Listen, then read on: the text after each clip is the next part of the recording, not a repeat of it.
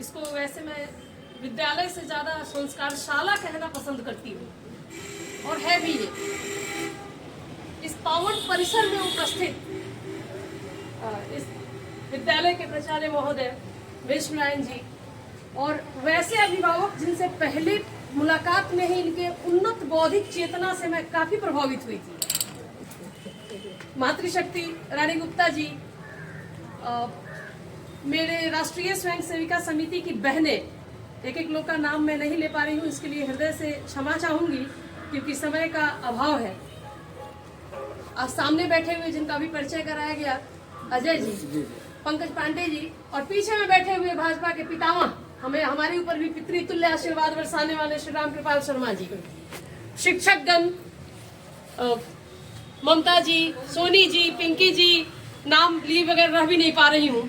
आप तमाम लोगों का हृदय से मैं वंदन और अभिनंदन करती हूँ। और आज जिस महनीय मौके पे हम लोग उपस्थित हुए हैं, गणतंत्र दिवस, एक गणतंत्र दिवस, हमें इसके पहले 26 नवंबर के बारे में सोचना है कि जिस दिन 26 नवंबर 1949 में हमारे संविधान को लिखकर तैयार किया गया, उसको संविधान दिवस के रूप में मनाते हैं। उसके बाद आज के दिन अंगीकार किया गया था इसे। और सबसे बड़ी बात यह है कि कुछ विधर्मी और विदेशियों का एक नैरेटिव सेट किया हुआ है कि संविधान और लोकतंत्र और गणतंत्र की अवधारणा मैग्ना कार्टा से आता है। लेकिन मैं उन चिरांधों को कहना चाहती हूँ, समझाना चाहती हूँ कि हमारे गणतंत्र और लोकतंत्र की जो जड़ें हैं वैदिक काल से जुड़ी हुई है। हम अपने वेदों के बारे में पढ़कर देखें, उस वक्त भी इस लोकतंत्र की स्थापना थी, उस वक्त भी गणतंत्र का एक महनीय उदाहरण था। जैसा कि हमारे पूर्व एक बच्ची जो अपना उद्बोधन दी, हृदय को छू गया। उम्र और जो उसका उद्बोधन था उसमें बहुत ही बड़ा अंतर है, और उन्होंने सारगर्भित सटीक विश्लेषण कर दिया। जैसा कि मैं पहले बोली हूँ कि समय का अभाव है, वरना ये जो दिवस है, ये जो समय है, हम उन तमाम महापुरुषों, वीरों को याद करने का, उनके प्रति श्रद्धांजलि, उनके प्रति श्रद्धा अर्पित करने का दिन है, जिन्होंने अपने जीवन की आहुति दे दी, जिन्होंने अपनी बौद्धिक चेतना को दिन रात करके लगा दिया एक संविधान को ड्राफ्ट करने में, लिखने में। और आज भी जैसा कि हमारी संस्कृति कहते हैं न कि रोम भी मिट गया, मिस्र भी मिट गया, कुछ तो बात है कि हस्ती मिटती नहीं हमारी। 1400 साल विधर्मियों ने और 200 साल फिरंगियों ने जिस तरह से हमारे देश के ऊपर शासन किया, जिस तरह से हमारे ताने बाने को तोड़ने की कोशिश किया, उसके बाद भी हमारी संस्कृति जिंदा रहा, हमारे अंदर वो जीवन रहा। हम मिट नहीं पाए, हाँ लड़खड़ाए, टूटे, बिखरे, लेकिन फिर अपने आप को संभाल कर खड़े हुए, अपनी अस्तित्व, अपने हस्ती को मिटने नहीं दिए।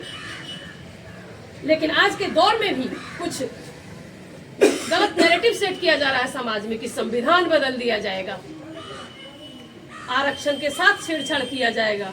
खैर, आरक्षण के बारे में नहीं बोलना चाहती हूँ मैं, संविधान की बात मैं कहना चाहती हूँ। लोगों का कहना है कि बाबा साहब भीमराव अंबेडकर को सम्मान नहीं दिया जाता है, लेकिन ये सब विदेशी फंडिंग की बात उस बच्ची ने की। विदेशों से ध्रुव राठी जैसे क्रिप्टो क्रिश्चियन एक नैरेटिव सेट करने में लगे हुए हैं, और उसका फंडिंग विदेश से किया जा रहा है। किसी भी तरह भारत के बढ़ते हुए कद को रोको।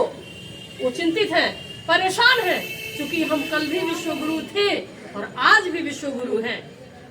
बस अंतर थोड़ी सी स्वीकार्यता की है। सो कॉल्ड जो बहुत सुपर पावर है इस दुनिया के, चाइना हुए, अमेरिका हुए, वो इस बात को मानना नहीं चाहते हैं कि भारत विश्वगुरु है। मैं तो कहती हूँ डेट देखकर, समय बताकर कि उस दिन, जिस दिन हमारे 21 जून को अंतर्राष्ट्रीय योग दिवस घोषित करके और जमीन पे नाक रगड़वा के सूर्य नमस्कार हमने करवा लिया, उसी दिन सारी दुनिया के विश्वगुरु हम हो गए।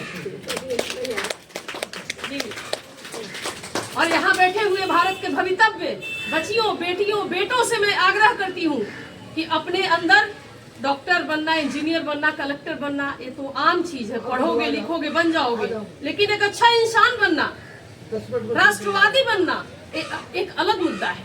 और आप जिस बागीचे की उपज है, आपके बागवान सतत आपके अंदर राष्ट्रवाद की भावना भरने को तैयार हैं और भर रहे हैं। आपकी शिक्षिकाएं पूरे समर्पण से लगी हुई हैं। आप तमाम लोगों के लिए मैं छोटा सा चीज सुनाकर अपनी वाणी को विराम दूंगी, क्योंकि समय की एक सीमा है और भी लोग हैं और भी कहीं जाना है। आप लोग भी सुने होंगे, जो भरा नहीं है भावों से, जो भरा नहीं है भावों से, बहती जिसमें रसधार नहीं, वो हृदय नहीं है, पत्थर है जिसमें स्वदेश का प्यार नहीं।